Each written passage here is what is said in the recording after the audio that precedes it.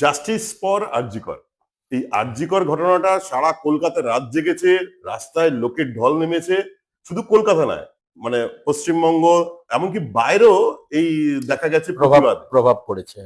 কিন্তু সেই প্রভাবটা আদালতে কেন পড়লো না? দেখুন, এই যে প্রভাবের কথা বলছেন, আমিও গেছি, আচ্ছা, আমার স্ত্রী গেছে, আমার ছেলে, আমরাও গেছি। তখন একটা চূড়ান্ত একটা সেন্টিমেন্ট কাজ করছে। সেন্টিমেন্টের কাছে অদ্ভুত ব্যাপারটা কি জানেন তো? অদ্ভুত ব্যাপারটা হচ্ছে যে আইন আদালত তো সেন্টিমেন্টের ওপর চলে না। না। পার্টিকুলারলি আমাদেরকে দেখতে হবে। আমি কিন্তু একদম আইনের লোক বলে কথাটা বলছি, এটা কিন্তু কোনো পাবলিক সেন্টিমেন্ট নিয়ে কথা বলছি না। সবারই প্রশ্ন যাচ্ছে যে কোর্ট কি করলো, রাইট? এবার দেখুন, কোর্টের কাছে দুরকম যে মামলা হয়, একটা সিভিল মামলা, একটা ক্রিমিনাল মামলা। সিভিল মামলাতে আমরা সবসময় অনেক সময় বলে থাকি প্রিপন্ডারেন্স অফ এভিডেন্স, মানে এই এভিডেন্সটা আছে, এটাও হতে পারে, সেই ভিত্তিতে একটা সিভিল মামলা ডিসপোজ অফ করা যায়। ক্রিমিনাল মামলা সেটা যায় না। আচ্ছা, আপনাকে প্রমাণ করতে হবে বিয়ন্ড রিজনেবল ডাউট। এখানে তো যে ঘটনাগুলো পরে ঘটেছে, আপনি দেখুন, পোস্ট মেয়েটিকে বোধহয় খুব হারিডলি দাহ করা হয়েছে, একদম। মানে পুলিশের অ্যাম্বুলেন্স নিয়ে গিয়ে ওকে দাহ করে দেওয়া হলো, যতটুকু আমরা খবর পেয়েছি। মা বাবাকে ডেকে নিয়ে এসে তার তড়িঘড়ি করে। এবং নর্মালি কি হয়, আনফরচুনেটলি এরা হিন্দু, এদেরকে পুড়িয়ে দেওয়া হয়েছে। এটা যদি বেরি করা হতো, কোর্টের অর্ডারে এক্সিউম করে আবার রিপোস্টমর্টম, এরকম ঘটনা আমাদের ভারতবর্ষে হয়েছে, এটা তো কিছু উপায় নেই, তো জ্বালিয়ে দেওয়া হয়েছে। অতএব first postmortem report is to what extent it is impartial, we don't know, there remains a doubt, but the problem is কোর্টের কাছে যখন যাবে, আপনি যে সাক্ষী নিয়ে যাবেন, যে সাক্ষ্য প্রমাণ নিয়ে যাবেন, কোর্টকে সেটার উপরেই বিচার করতে হবে। আচ্ছা, কোর্টের হাত বাঁধা। ক্রিমিনাল মামলাতে আপনি লক্ষ্য করে দেখবেন 20 বছর 22 বছর পরে লোকের অ্যাকুইটাল হয়েছে, তার কিন্তু সাজা হয়ে গিয়েছিল। সেইখানে কোর্ট অনেক সময় দেখে যে তার সার্কামস্টেন্সিয়াল এভিডেন্সের উপর তাকে কনভিক্ট করা হয়েছে, তার সেই প্রমাণগুলো ততটা স্ট্রং নয়।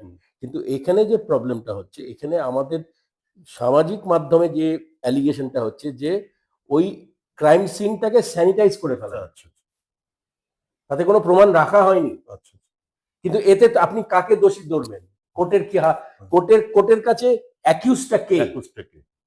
ঠিক প্রবলেমটা সেইখানে, যে কারণে আপনি দেখবেন যে ওর মা বাবা কিন্তু এখনো ছেড়ে দেয় না, they are not happy with that finding। বলেছো অনেক মিডিয়াতে, তারা বলেছে। অতএব খুব দুর্ভাগ্যজনক, মানে দুঃখের কথা যে একটি মেয়েকে এরকম ভাবে নৃশংসভাবে তার মৃত্যু হলো। তার পরবর্তীকালে যে পদক্ষেপগুলো অ্যাডমিনিস্ট্রেশনের তরফ থেকে নেওয়া হয়েছে, আমি কিন্তু কোর্টকে আলাদা করে দেখছি, কারণ কোর্টের কাছে যেটা যাবে তার উপরেই কোর্ট ভিত্তি করে অর্ডার দেবে। আমি কোর্টকে কিন্তু আলাদা করে রাখছি, কিন্তু অ্যাডমিনিস্ট্রেশনের দায়িত্ব তো হচ্ছে তাকে সেই প্রমাণটা দেওয়া। কিন্তু এখানে আমি জানি না, মানে it is very unfortunate that such a thing has happened in a civilised society. একটা এডুকেশনাল ইনস্টিটিউশনের মধ্যে এরকম ঘটনা, একটা ঘটনা কেন, তারপরে তো আরেকটা ঘটনা ঘটেছে। আচ্ছা স্যার, এইটা আরেকটাও বক্তব্য, একজনই দোষী সাব্যস্ত হলো যিনি জেলে, তাহলে বাকিরা কি হলো?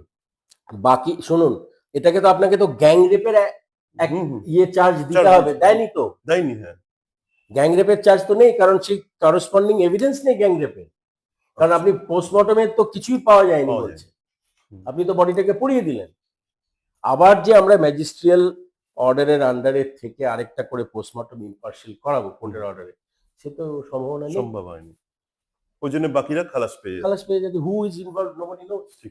এটা তো আমার মনে হয় যে আরো সাহস পেয়ে যাবেন, যে প্রমাণের অভাব। নিশ্চয়ই, প্রমাণ লোপাট তো একটা আইনত অপরাধ। এইখানে আমি দেখতে পাচ্ছি না প্রমাণ লোপাটের কোনো কেসটা হয়নি কেন। সেই সময় আপনার মনে আছে প্রশাসনের বিরুদ্ধে অনেক অভিযোগ ছিল, সেগুলো কিন্তু একটা চার্জশিটে আসেনি। তার মানে কি প্রমাণের অভাব ছিল? প্রমাণের অভাব। দেয়াল ভেঙে দেওয়া হয়েছিল সেই সময়, 5,000 মব গিয়ে এসে ভাঙচুর করে। এবার যে মব যে ভাঙচুর করেছে, মবের ইন্টেনশন কি, তার মধ্যে কে ছিল না ছিল, এইটা যদি আপনি অ্যাবসলিউটলি পিন পয়েন্ট না করতে পারেন, ক্রিমিনাল প্রসিডিংস হবে না। ক্রিমিনাল প্রসিডিংসে একজনকে যদি আপনাকে দোষী সাব্যস্ত করতে হয়, you have to be absolutely sure in your chargesheet.